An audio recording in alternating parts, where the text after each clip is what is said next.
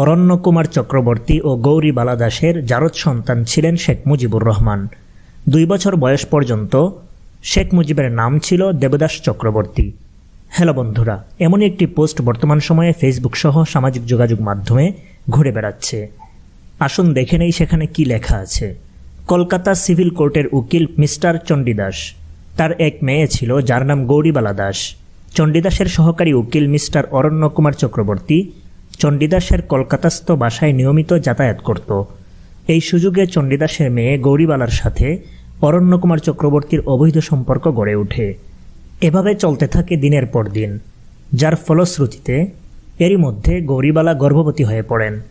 গৌরীবালা যখন বুঝতে পারলেন তিনি গর্ভবতী হয়েছেন, তখন গৌরীবালা অরণ্যকুমার চক্রবর্তীকে তাকে বিয়ে করার জন্য চাপ দেন। অরণ্যকুমার চক্রবর্তী ইহাতে রাজি না হয়ে অবৈধ সম্পর্কের কথাও অস্বীকার করেন। এদিকে চণ্ডীদাস বিষয়টি জানার পর চিন্তিত হয়ে পড়েন।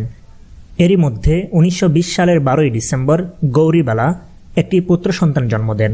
তার নাম রাখা হয় দেবদাস চক্রবর্তী। চণ্ডীদাস অরণ্যকুমার চক্রবর্তীকে গৌরীবালাকে উঠিয়ে নেওয়ার জন্য চাপ দিতে থাকেন, কিন্তু অরণ্যকুমার রাজি হন না। এরই মধ্যে গৌরীবালার ছেলে দেবদাসের বয়স 2 বছরে উন্নীত হয়। চণ্ডীদাস হতাশাগ্রস্ত হয়ে পড়েন এবং ভীষণ অসুস্থতা বোধ করেন। চণ্ডীদাসের বিশ্বস্ত মহুরী শেখ লুৎফুর রহমান ছিলেন একজন নিম্নবিত্ত পরিবারের সন্তান। চণ্ডীদাস মেয়েকে নিয়ে সমাজে মুখ দেখাতে পারছেন না।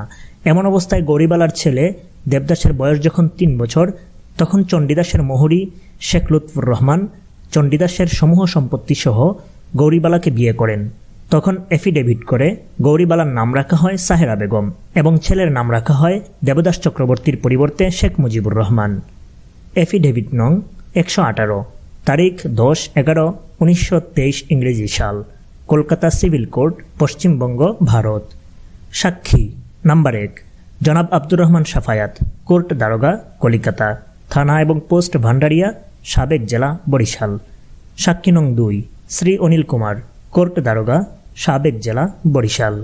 হ্যালো বন্ধুরা, ইতিহাস সম্পর্কে আপনাদের যতটুকু ধারণা আছে সে অনুযায়ী এই পোস্টটি কি সত্য নাকি মিথ্যা, আপনাদের কাছে কি মনে হয় অবশ্যই কমেন্টে জানিয়ে দিন।